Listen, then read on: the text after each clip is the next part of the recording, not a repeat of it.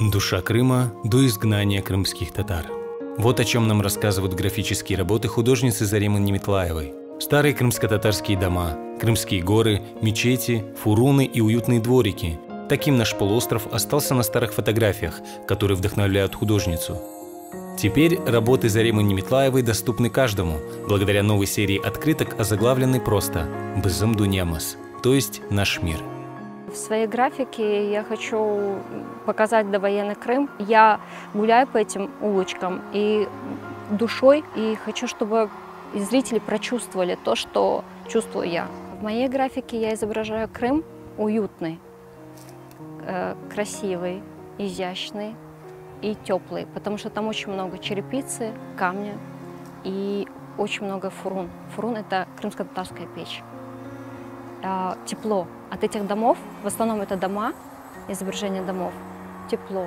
Когда я увидела работы Заремы Ханум, я восхитилась гениальными рисунками, и возникла идея создать серию открыток моментально.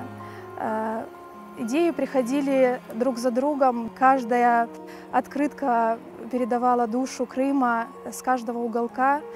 И это было настолько душевно и приятно. Выбор графики как выразительного средства не случайен. Именно графика позволяет воображению зрителя увидеть то, что не изобразила рука художника. Я хочу, чтобы зритель был соавтором этих работ, чтобы они гуляли со мной по этим улочкам. Потому что графика дает больше раскрыться, больше творчества, больше увидеть и прочувствовать ту атмосферу, которая была до войны. Графика позволяет лучше и глубже прочувствовать образы, чем на фотографиях. Крым для нас весь мир. Эти слова вынесены в эпиграф серии. Серия «Бызым Дунямас» включает 8 открыток, каждая из которых посвящена разным уголкам нашего полуострова.